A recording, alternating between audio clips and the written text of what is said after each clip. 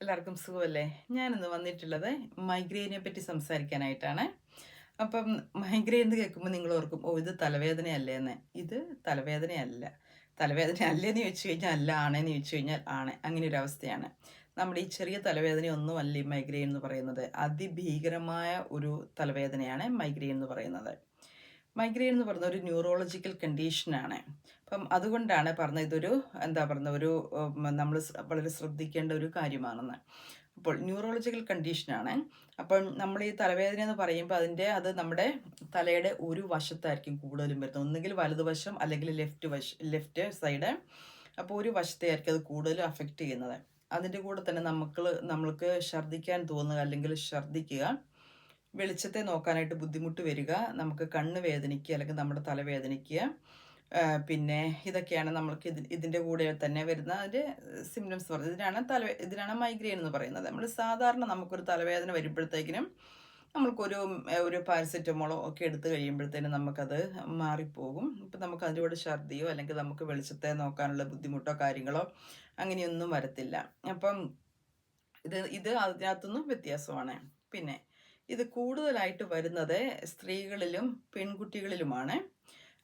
പിന്നെ ഇതിൻ്റെ കാരണങ്ങളെന്ന് പറഞ്ഞു കഴിഞ്ഞാൽ, ഒന്നാമത് തന്നെ നമുക്ക് സ്ട്രെസ്സ് ഭയങ്കര ഒരു കോൺട്രിബ്യൂട്ടിങ് ഫാക്ടറാണ് മൈഗ്രെയിന്.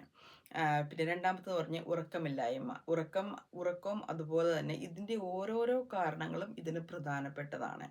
അപ്പം ഉറക്കമില്ലായ്മ അത് വലിയൊരു എന്താ പറയുക ഒരു ബുദ്ധിമുട്ടുണ്ടാക്കും മൈഗ്രെയിന്. പിന്നെ കാപ്പിയും ചോക്ലേറ്റും ഒക്കെ കൂടുതൽ കഴിക്കുന്നവർ, അപ്പം അവർക്കും അതും ഒരു കാരണമാണ്. അപ്പം പിന്നെയെന്ന് പറഞ്ഞു കഴിഞ്ഞാൽ സ്ക്രീൻ ടൈം, അതായത് കമ്പ്യൂട്ടറും അല്ലെങ്കിൽ ഫോണും കൂടുതലായിട്ടും ഉപയോഗിക്കുന്നവർ. പിന്നെ ഹോർമോൺ ചേഞ്ചസ്, ഞാൻ നേരത്തെ പറഞ്ഞില്ലേ കൂടുതലും വരാനുള്ള സാധ്യത സ്ത്രീകൾക്കും പെൺകുട്ടികൾക്കുമാണെന്ന്. കാരണം നമ്മൾക്ക് സ്ത്രീകൾക്ക് ഹോർമോൺ ചേഞ്ചസ് പല ഘട്ടങ്ങളിലായിട്ട് വരുമല്ലോ. അപ്പം അതുകൊണ്ട് അത് വലിയൊരു എന്താ പറയുക കാരണമാണ് മൈഗ്രെയിൻ വരാനായിട്ടുള്ളത്. അപ്പം ഇതൊക്കെയാണ് മൈഗ്രെയിൻ്റെ കാരണങ്ങൾ. ലക്ഷണങ്ങളെന്ന് പറയുന്നത് ഞാൻ നേരത്തെ പറഞ്ഞതുപോലെ നമ്മൾക്ക് നോസിയ, അതായത് നമ്മൾക്ക് ഛർദ്ദിക്കാൻ തോന്നുക അല്ലെങ്കിൽ ഛർദ്ദിക്കുക, നമ്മൾക്ക് ലൈറ്റിനെ ഫേസ് ചെയ്യാനായിട്ട് ഭയങ്കര ബുദ്ധിമുട്ട്, നമ്മൾക്ക് ലൈറ്റിലോട്ട് നോക്കാൻ പറ്റുകയില്ല. അപ്പോൾ ഭയങ്കരമായിട്ട് കണ്ണ് വേദന, അല്ലെന്നുണ്ടെങ്കിൽ നമ്മുടെ തലവേദന. അപ്പോൾ ഇതെന്ന് പറയുന്നത് ഞാൻ നേരത്തെ പറഞ്ഞു ഒരു സൈഡിലുണ്ടാകുന്ന നമ്മുടെ കുത്തിയുള്ള വേദനയാണ്, ഭയങ്കരമായിട്ട് കുത്തിയുള്ള വേദന. ഇത് ഒരു 99% ആൾക്കാർക്കും ഇത് ഒരു സൈഡിലാണ് വരുന്നത്. പക്ഷേ ചിലർക്കത് വലതുവശത്തേക്ക് അല്ലെങ്കിൽ ഇടതുവശത്തേക്ക് രണ്ട് സൈഡിലേക്കും വരാനുള്ള സാധ്യതയുണ്ട്. അങ്ങനെ വരുന്നവരുമുണ്ട്. പക്ഷെ അതെന്നാൽ ഒരു ചെറിയ അളവിൽ മാത്രമേ കാണുള്ളൂ. ഒരു 10 അല്ലെങ്കിൽ ഒരു 20% മാത്രമേ ഒരു വശത്ത് വരത്തുള്ളൂ. ബാക്കി മൊത്തം ലെഫ്റ്റ് സൈഡിലായിരിക്കും. ചില ആൾക്കാർക്ക് 100% ലെഫ്റ്റ് സൈഡിൽ അല്ലെങ്കിൽ റൈറ്റ് സൈഡിൽ ഒരു സൈഡിൽ മാത്രമായിരിക്കും വരുന്നത്. പക്ഷെ അങ്ങനെ വരുമ്പോഴത്തേക്കിനും നമ്മുടെ ഈ കണ്ണൊന്നും നമുക്ക് തുറക്കാൻ പറ്റുകയില്ല. നമുക്ക് ഈ ഇടതുവശത്തെ വേദനയെന്നുണ്ടെങ്കിൽ ഇടതുവശത്തെ കണ്ണ് തുറക്കാൻ പറ്റുകയില്ല. പക്ഷെ നമുക്ക് വലതുവശത്തെ കണ്ണ് തുറക്കാൻ പറ്റും. പിന്നെ നമ്മൾ നോക്കുമ്പോഴത്തേക്കും നമ്മുടെ കണ്ണിൻ്റെ സൈഡിലായിട്ട് ഇങ്ങനെ ഫ്ലോട്ടേഴ്സ്, അതായത് നമുക്ക് ലൈറ്റ് ഇങ്ങനെ മിന്നി മിന്നി പോകുന്നതൊക്കെ കാണാൻ പറ്റും. അല്ലെങ്കിൽ ചിലപ്പോൾ ഒരു കറുത്ത ഒരു ഡോട്ടോ അങ്ങനെയൊക്കെ വരുന്ന സമയത്ത് നമ്മൾ ഡോക്ടർമാരെ കാണേണ്ടത് വളരെ അത്യാവശ്യമാണ് കേട്ടോ. കാരണം നമുക്ക് കാഴ്ചയ്ക്ക് എന്തെങ്കിലും തകരാറ് വരുന്നുണ്ടോ എന്ന് നോക്കാനായിട്ടാണ്. പിന്നെ ഇത് ബ്ലറി വിഷൻ വരും നമുക്ക് ഈ മൈഗ്രെയിന്. കാരണം നമുക്കൊന്നിനോടും കോൺസെൻട്രേറ്റ് ചെയ്യാൻ പറ്റുകയില്ല, നമുക്കൊന്നും വായിക്കാൻ പറ്റുകയില്ല, നോക്കാൻ പറ്റുകയില്ല, ഒന്നിനോട് കോൺസെൻട്രേറ്റ് ചെയ്യാൻ പറ്റാതെ വരും, നമുക്കൊരു ബ്ലറി വിഷൻ വരും.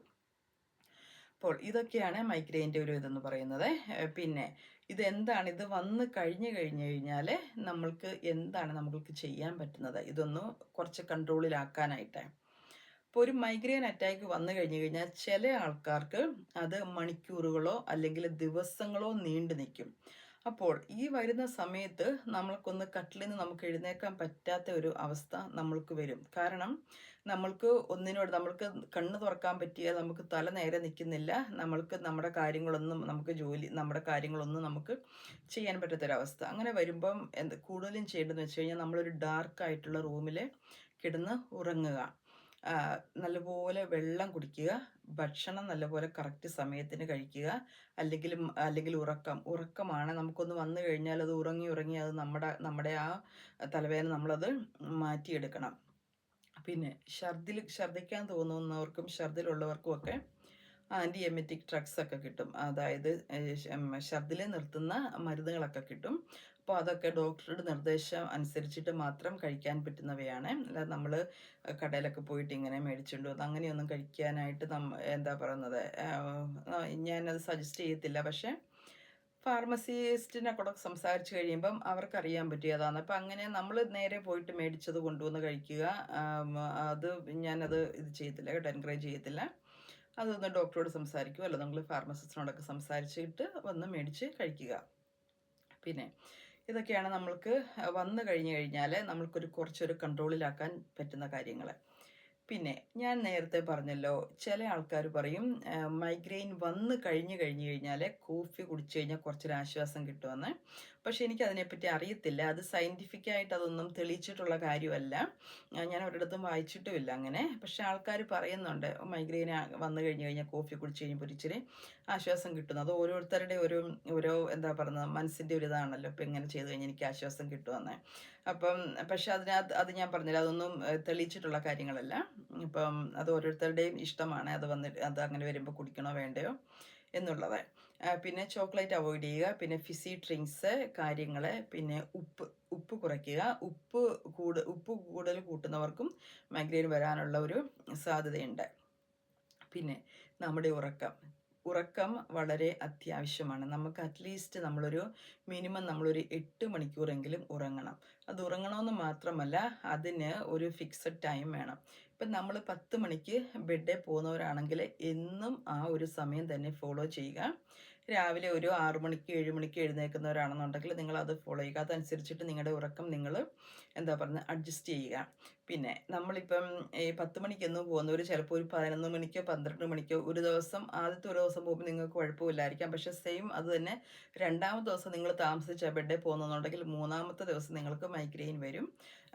അതുകൊണ്ട് ഉറങ്ങാൻ പോകുന്നവർ ഉറക്കം പിന്നെ എന്താ പറയുന്നത് കറക്റ്റായിട്ടത് കിട്ടുന്നുണ്ടോ എന്ന് നിങ്ങൾ നോക്കുക. അത് വളരെ പ്രധാനമാണ്. പിന്നെ സ്ട്രെസ്സും ഇതിന് വലിയൊരു കാരണമാണ്. സ്ട്രെസ്സ് നിങ്ങൾ അവോയ്ഡ് ചെയ്യാനുള്ള കാര്യങ്ങൾ മൈൻഡ്ഫുൾനെസ്, അല്ലെങ്കിൽ യോഗ, അല്ലെങ്കിൽ നിങ്ങൾ പാട്ട് കേൾക്കുക, അങ്ങനെയൊക്കെ ചെയ്തിട്ട് സ്ട്രെസ്സ് കുറച്ച് നമ്മൾ പറയുമല്ലോ, ഓക്കെ ഇപ്പോൾ സ്ട്രെസ്സ് കുറയ്ക്കാൻ പറയുമ്പോൾ ഞങ്ങളിപ്പോൾ എന്തുവാ ചെയ്യുന്നത് സ്ട്രെസ്സ് കുറയ്ക്കാനായിട്ട് എന്ന് പറയുമല്ലോ. അപ്പം അങ്ങനെ പറയുന്നവർക്ക് പറയാം, അങ്ങനെയൊക്കെ ചിന്തിക്കുന്നവരുണ്ട്. പക്ഷെ എന്നിരുന്നാൽ തന്നെ നമ്മൾ സ്ട്രെസ്സ് കുറയ്ക്കാനുള്ള സാഹചര്യങ്ങൾ നമ്മൾ നോക്കുക, എന്താ നമുക്ക് ചെയ്യാൻ പറ്റുന്നതെന്നുള്ളത് കേട്ടോ. അപ്പം അങ്ങനെ സ്ട്രെസ്സ് കുറയ്ക്കുക. പിന്നെ ഭക്ഷണം കൃത്യസമയത്ത് കഴിക്കുക. നമ്മൾ ഒരു നേരത്തെ ഭക്ഷണം നമ്മൾ സ്കിപ്പ് ചെയ്ത് കഴിഞ്ഞാൽ നമുക്ക് തലവേദനയൊക്കെ വരുന്നവരില്ലേ. അപ്പോൾ എല്ലാവർക്കും ഒന്നും വരത്തില്ല. പക്ഷേ മൈഗ്രെയിൻ ഉള്ളവർക്ക് അത് പെട്ടെന്ന് ഭക്ഷണമൊക്കെ സ്കിപ്പ് ചെയ്ത് കഴിയുമ്പോൾ തലവേദന വരും. പിന്നെ വെള്ളം കുടിക്കാതിരിക്കുന്നത് മൂലം, ഡീഹൈഡ്രേഷൻ മൂലം മൈഗ്രെയിൻ വരാം. അതുകൊണ്ട് വളരെ നല്ല പോലെ വെള്ളം കുടിക്കുക, വെള്ളം ഒരുപാട് കുടിക്കുക. പിന്നെ പച്ചക്കറികൾ, പിന്നെ നിങ്ങൾക്ക് എന്താ പറയുന്നത് ഈ നമ്മുടെ മൈൻഡ് റിലാക്സ് ആക്കുന്ന എക്സസൈസും കാര്യങ്ങളും അങ്ങനെയൊക്കെ ചെയ്യാവുന്നതാണ്. അപ്പോൾ നമ്മൾക്ക് ഈ മൈഗ്രെയിൻ ഒരു പ്രാവശ്യം വന്നു കഴിഞ്ഞാൽ നമ്മൾക്കത് ക്യൂർ ചെയ്യാൻ പറ്റുകയില്ല. നമ്മൾക്ക് എപ്പോഴേലുമൊക്കെ ഒരു മൈഗ്രെയിൻ്റെ ഒരു അറ്റാക്ക് വരും. ഇപ്പം നമ്മളിപ്പോൾ കുറച്ച് നാളായിട്ട് നമുക്ക് വരാതിരിക്കുമ്പോൾ ഓക്കെ ഇപ്പോൾ കുഴപ്പമില്ലെന്നും പറഞ്ഞിട്ട് നമ്മൾ മറ്റു കാര്യങ്ങളൊക്കെ എന്താ പറയുക നമ്മൾ അവോയ്ഡ് ചെയ്ത കാര്യങ്ങളൊക്കെ ചെയ്യാൻ പോയി കഴിഞ്ഞാൽ ഇത് വീണ്ടും തിരിച്ചു വരും. അതുകൊണ്ട് നമ്മളെപ്പോഴും മൈഗ്രെയിൻ വന്നിട്ടുള്ളവർ ഈ ഉള്ള കാര്യങ്ങളൊക്കെ ശ്രദ്ധിച്ചു കഴിഞ്ഞാൽ നിങ്ങൾക്ക് ആ സിവിയറായിട്ടുള്ളൊരു അറ്റാക്കിൽ നിന്ന് നമുക്കത് മാറാൻ പറ്റും. പിന്നെ ഇതിന് മരുന്നുകളുണ്ട്. ഇപ്പം നമ്മുടെ ഇംഗ്ലീഷ് മരുന്നുകളുണ്ട്, പിന്നെ ആയുർവേദ മരുന്നുകളൊക്കെ ഉണ്ട് മൈഗ്രെയിന്. പക്ഷെ അതെല്ലാം തന്നെ ഡോക്ടർമാരുടെ നിർദ്ദേശപ്രകാരം മാത്രം കഴിക്കുക. നമ്മൾക്ക് ഈ മൈഗ്രെയിൻ വരുന്നു എന്നുള്ളൊരു സിംറ്റം നമുക്ക് കിട്ടുമ്പോഴത്തേക്കിനും നമുക്കറിയാം നമ്മുടെ വേദനയുടെ ഒരു വ്യത്യാസവും, പിന്നെ നമുക്ക് ഈ ഛർദ്ദിക്കാൻ തോന്നലും ഒക്കെ അങ്ങനെ വരുമ്പോൾ അറിയാം മൈഗ്രെയിൻ ആണെന്നറിയാം. അപ്പം അങ്ങനെ വരുന്നവർ പെട്ടെന്ന് തന്നെ മെഡിസിൻ എടുക്കുക. അങ്ങനെ കഴിക്കാൻ പറ്റുന്ന മെഡിസിൻസ് ഉണ്ട്. പിന്നെ എന്നും കഴിക്കാൻ പറ്റുന്നത് പ്രിവെൻറ്റീവായിട്ടുള്ള മെഡിസിൻസ് ഉണ്ട്. ഇതൊക്കെ ഒരു ന്യൂറോളജിസ്റ്റിൻ്റെ എന്താ പറയുന്നത് അഡ്വൈസോട് കൂടി മാത്രം നിങ്ങൾ എടുക്കാൻ നോക്കുക. അല്ലാതെ വെറുതെ എന്തെങ്കിലുമൊക്കെ മെഡിസിൻ എടുക്കരുത്. ഈ മൈഗ്രെയിൻ ഒരു 20-20 റൂൾസ് ഉണ്ട്. അതെന്താണെന്നറിയാവോ? പ്രത്യേകിച്ച് നമ്മൾ ഈ ഫോണും കമ്പ്യൂട്ടറും ഒക്കെ നോക്കുന്നവർ ഒരു 20 മിനിറ്റ്സ് നിങ്ങളുടെ സ്ക്രീനിലിട്ട് നോക്കിക്കഴിഞ്ഞ് കഴിഞ്ഞാൽ ഒരു 20 സെക്കൻഡ്സ് നിങ്ങൾ ദൂരേക്ക് നോക്കുക. അത് വളരെ വളരെ പ്രധാനപ്പെട്ടതാണ്. ഞങ്ങളിവിടെ പേഷ്യൻസിനോടൊക്കെ പറയുന്ന കാര്യമാണ് കേട്ടോ. അപ്പം അത് നിങ്ങളത് കമ്പ്യൂട്ടർ ഉപയോഗിക്കുന്നവർ മസ്റ്റായിട്ട് ഫോളോ ചെയ്യേണ്ട ഒരു കാര്യമാണ്. ഇല്ലെന്നുണ്ടെങ്കിൽ നിങ്ങൾക്കത് ആ ഉച്ച കഴിഞ്ഞ് സന്ധ്യയൊക്കെ ആകുമ്പോഴത്തേക്കും നിങ്ങൾക്കത് മൈഗ്രെയിൻ്റെ ഒരു ട്രിഗർ വരും. അപ്പോൾ അതുകൊണ്ട് വളരെ പ്രധാനപ്പെട്ടതാണ്. പിന്നെ കണ്ടിന്യൂസ് കമ്പ്യൂട്ടർ നോക്കിയിരിക്കുന്നവരുണ്ട് മൈഗ്രെയിൻ ഉള്ളവർ തന്നെ. കാരണം നമ്മൾക്ക് എപ്പോഴും ഒക്കെ അത് പോസിബിൾ ആയിരിക്കത്തില്ല. നമ്മൾ ദൂരോട്ട് നോക്കാമെന്ന് പറഞ്ഞു കഴിഞ്ഞാൽ ചിലപ്പം പോസിബിൾ ആയിരിക്കത്തില്ല. പക്ഷെ നിങ്ങൾ കഴിവതും അങ്ങനെ ഒരു ബ്രേക്ക് എടുക്കാൻ നോക്കുക. കറക്റ്റായിട്ട് ബ്രേക്കും പിന്നെ വെള്ളമൊക്കെ കുടിച്ച് നിങ്ങളത് മൈഗ്രെയിൻ എന്ന് വരാതെ നോക്കുന്നത് നല്ലതായിരിക്കും. പിന്നെ ഞാൻ നേരത്തെ പറഞ്ഞതുപോലെ ഈ മൈഗ്രെയിൻ വന്നു കഴിയുമ്പോൾ ചിലപ്പോൾ നമ്മൾ 2-3 ദിവസമൊക്കെ നമുക്ക് കട്ടിൽ നനങ്ങാൻ പറ്റാതെ വരും. അപ്പോൾ അതുകൊണ്ടാണ് നമുക്ക് നമ്മുടെ ജോലിയിൽ നമ്മൾ പുറകിലോട്ടാകും. നമ്മുടെ പഠിത്തം നമുക്ക് ശരിയാകത്തില്ല. പഠിത്തത്തിൽ ബുദ്ധിമുട്ട് വരും. നമ്മുടെ ദൈനംദിന കാര്യങ്ങൾ, നമ്മുടെ ഡെയിലി റുട്ടീൻസ് ഒന്നും നമ്മൾക്കത് എന്താ പറയുന്നത് ചെയ്യാൻ പറ്റുകയില്ല. അപ്പം ഇങ്ങനെ ഒരു അവസ്ഥ ഈ മൈഗ്രെയിൻ ഉള്ളത് കൊണ്ടാണ് പറഞ്ഞത്. ഈ മൈഗ്രെയിൻ എന്ന് പറയുന്നത് നമ്മൾ ചിന്തിക്കാൻ പറ്റാത്ത തരത്തിലുള്ള ഒരു തലവേദനയാണ്. പിന്നെ ഈ മൈഗ്രെയിൻ തന്നെ വേറെ പല തരത്തിലുണ്ട്. ചിലർക്ക് ഞാൻ പറഞ്ഞല്ലോ ഈ ഒരു സൈഡിൽ വേദന വരുന്നവരെ. അപ്പം ഹെമിപ്ലീജിക് മൈഗ്രെയിൻ എന്ന് പറയുന്ന ഒരു അവസ്ഥയുണ്ട്. അപ്പം അതെന്ന് വെച്ച് കഴിഞ്ഞാൽ നമ്മുടെ സ്ട്രോക്ക് സിംറ്റംസോട് വളരെ വളരെ സെയിം ആയിട്ടുള്ള സിംറ്റംസ് ആണ്. അതായത് നമുക്ക് കണ്ണിന് പെട്ടെന്ന് കാഴ്ച കുറയുക, അല്ലെങ്കിൽ നമ്മുടെ കൈ പൊക്കാൻ വയ്യാതെ വരിക, നമ്മുടെ ഒരു വശത്ത് ഒരു സൈഡിൽ തന്നെ നമ്മൾക്ക് തളർച്ചയൊക്കെ അനുഭവപ്പെടുക.